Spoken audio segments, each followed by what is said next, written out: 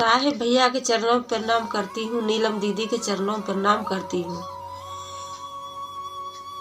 शिव गुरु के चरणों में प्रणाम करती हूँ, माता पार्वती के चरणों में प्रणाम करती हूँ, मेरा प्रणाम स्वीकार हो। साहेब भैया के चरणों में प्रणाम करती हूँ, नीलम दीदी के चरणों में प्रणाम करती हूँ, मेरा प्रणाम स्वीकार हो। सभी देवी देवताओं के चरणों में प्रणाम करती हूँ, मेरा प्रणाम स्वीकार हो। सभी गुरु बहन गुरु भाइयों के चरणों में प्रणाम करती हूँ, मेरा प्रणाम स्वीकार हो। साहेब भैया नीलम दीदी के माध्यम से 3 सूत्र मिला है। पहले में दया मांगना है, दूसरे में चर्चा करना है, तीसरे में 108 बार से प्रणाम करना है। दया किस तरीके से मांगना है? जैसे दरवाजे पे भिखारी आता है, माँ भिक्षा दे दीजिए, माँ 2 मुट्ठी भिक्षा दे दीजिए। बहुत दया से, बहुत प्यार से, नेमी से शिव गुरु से दया मांगना है। आने जाने वालों व्यक्तियों को, बहन भाइयों को बताना है कि हे बहन, हे भाई, हम तो शिव के शिष्य बन चुके हैं, आप भी शिव के शिष्य बन के देखिए, शिव के शिष्य बन के देखिए, बहुत अच्छा है, बहुत लाभ होता है। हम शिव के शिष्य बन गए, आप भी शिव के शिष्य बन के देखिए। 108 बार से प्रणाम करना है। उंगली द्वारा कर सकते हो, सांस द्वारा कर सकते हो, रुद्राक्ष की माला आती है, रुद्राक्ष की माला कर सकते हो, माला से कर सकते हो। मैं आपको सुनाने जा रही हूँ एक न्यू कहानी, शिव गुरु की कहानी। अधूरी सुनने पे शिव गुरु का अपमान होता है, पूरी कहानी सुनने पे सम्मान होता है। मैं आपको बहुत अच्छी कहानी सुनाने जा रही हूँ। आशा करती हूँ कि मेरी कहानी आप सबको पसंद आएगी। सास बहू थी, तो सास का नाम था राजवती और बहू थी, तो जो राजवती थी वो अपनी बहू से कभी भी प्यार नहीं करती थी। लेकिन जो राजवती के पति थे और उसका बेटा था, वो अपनी पत्नी से बहुत प्यार करता था और उसके ससुर भी अपनी बहू से बहुत प्यार करते थे। लेकिन राजवती थी कि उसकी कुछ ऐसी आदत थी कि वो कभी भी अपनी बहू को खुश देखना नहीं चाहती थी और चुगली चाटी इधर उधर बहू का करने में उसको बहुत अच्छा लगता था। लेकिन ससुर और उसका पति बहू का बहुत बहू से खुश रहते थे।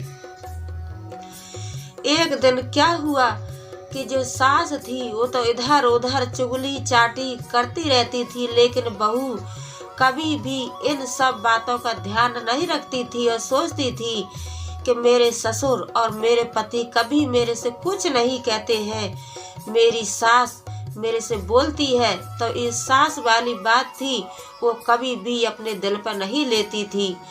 तो एक दिन और अपनी सास से और अपने ससुर से और अपने पति से कह करके कहने लगी कि मैं अपने पीहर जाना चाहती हूँ 2 दिन के लिए। तो उसके पति ने और ससुर ने कह दिया कि बेटा जा सकती हो 2 दिन के लिए अपने माता पिता से मिलने के लिए। तो वो मिलने के लिए जाने लगी, चली गई। तो बहू के जाने के बाद जो सास थी राजवती, उसने उसकी अलमारी से अच्छे अच्छे कपड़े और गहने निकाल करके और एक थैला में बांध लिए और अपने दरवाजे पे कच्ची जमीन थी, उसी जमीन में और उस कपड़ा और गहने को दाब दिया, मिट्टी से दाब दिया। तो जब दूसरा दिन हुआ तो बहू आई तो बहू से कहने लगी कि बहू, आप अपने पीहर गई तो आप यहाँ से गहने और अच्छे अच्छे कपड़ा सारे लेके चली गई और अपने मायके घर रख के आ गई। बहू कहने लगी कि माताजी, मम्मी, मैं कपड़ों के और गहने के बारे में कुछ नहीं जानती हूँ। तो सास ने क्या किया, राजवती जो सास थी उसने उसने पाड़ पड़ोसियों को, नातेदारी रिश्तेदारी हर जगह और उसका चुगली चाटी करके बहू का बदनामी कर दिया और सबसे कहती थी कि मेरी बहू तो चोरनी है, मेरी बहू चोरनी है। मेरे घर से जेवर और कपड़ा लेके चली गई तो अपनी माई के घर रख के आ गई। तो यह सुन करके बहू को बहुत लज्जित हुई, बहुत शर्म आई और कहने लगी कि माँ जी मैं कुछ नहीं जानती हूँ। तो इसी बात से जो बहू के ससुर थे और उसके पति थे वो भी अनमनी बातें करने लगे, कटीली कटीली बातें करने लगे। उसका पति भी करने लगा। तो कहने लगी कि सारा परिवार कटीली मेरे से बात करे, मेरी सास भी मेरे से चुगली चाटी करे, मेरे ससुर भी मेरे से कटीली बातें करे, मेरे पे कोई फर्क नहीं पड़ सकता, लेकिन मेरा पति मेरे से कटीली बातें करते हैं तो मेरे को बहुत दुख होता है, क्योंकि मैं सास की और ससुर की बातें बर्दाश्त कर सकती हूँ, लेकिन अपने पति की बातें मैं कटीली बर्दाश्त नहीं कर सकती हूँ। तो एक दिन उसी के दरवाजे से कबाड़ी निकल के जा रहा था तो कबाड़ी की नज़र उस थैले पर पड़ गई। तो कबाड़ी ने उस थैले को उठा लिया और वो देखने लगा कि उसमें अच्छे अच्छे कपड़े और गहने रखे हैं। आगे से पुलिस की गाड़ी आ गई तो पुलिस वालों ने और देख लिया और कहने लगा कि कबाड़ी इसमें क्या है थैले में। तो पुलिस वालों ने चेक किया तो उसमें अच्छे अच्छे कपड़े और गहने रखे थे। तो पुलिस वाले कबाड़ी से गहने और कपड़े ले करके चले गए। तो एक दिन बहू बहुत दुखी रहती थी, क्योंकि उसकी जो सास थी राजवती वो चुगली चाटी इधर उधर करती रहती थी, लेकिन बहू बेचारी शर्म से बहुत लज्जित रहती थी। लेकिन क्या किया जाए। तो एक दिन उसकी सहेली आई तो अपनी सहेली से रो रो करके कहने लगी कि बहन मैं अपने घर के बारे में आपको क्या बताऊं। मैं अपने पति और ससुर और अपनी राजवती सास से पूछ करके अपने मायके घर गई तो मेरी सास ने मेरे को गहने और कपड़ों का इल्जाम लगा दिया है।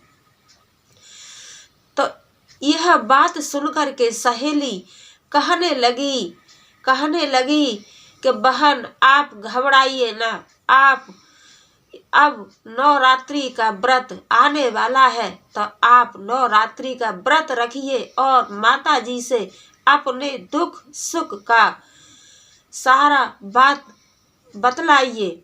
यह सुन करके और सहेली चली गई। नवरात्रि आई तो बहू ने श्रद्धा और भक्ति से माँ दुर्गे का व्रत किया और माँ दुर्गे से रो रो करके कहने लगी कि हे माँ मेरे को ये चोरी का इल्जाम लगा है, हे माता रानी जो मेरे को चोरी का इल्जाम लगा है इसको ऐसा कर दीजिए कि दूध का दूध और पानी का पानी।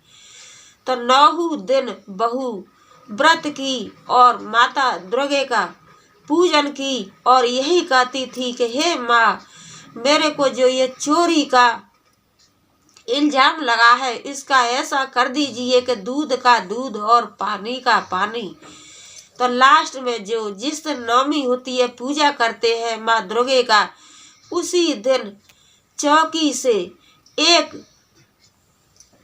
से एक पुलिस वाला आया और उसके ससुर के नाम से उसको बुलाया। तो उसकी सास ने जो कर्तव्य किया था उसकी सास अपने आप से ही कहने लगी कि हे मेरे से गलती हो गई, मैं अपनी बहू को गलत जान करके चोरी का इल्जाम लगा दी और मेरी बहू ठीक है। तो यह कहा करके और सास ने पुलिस वालों से चौकी में जा कर के यही बात कहने लगी कि मेरी बहू ने कोई गलती नहीं की है, मैं गलत हूँ, क्योंकि मैं अपनी बहू को गलत बता रही थी, लेकिन ये गहने और कपड़ा मैंने ही थैला में बांध कर मिट्टी में रख दिए थे। तो सास, जो राजवती सास थी, उसने अपनी चोरी अपनी ही जुबान से खोल दी। तो मैं यही कहती हूँ कि जो सच्चे दिल से माँ दुर्गे का 9 रात्रियों में व्रत करता है श्रद्धा भक्ति से, तो माता दुर्गे उसका जरूर सहयोग करती है। जो सच्चे दिल से करता है माता जी का व्रत, माँ उसका पूरा अच्छा ध्यान करती है, और जो मांगता है वही माता रानी देती है। सभी बहन भाइयों से कहना है कि माता जी का व्रत श्रद्धा और भक्ति से कीजिए। मेरी वीडियो को लाइक शेयर कमेंट कीजिए। हर हर जय माता रानी, जय माँ वैष्णो, जय माँ दुर्गे। बोल सच्चे दरबार की जय।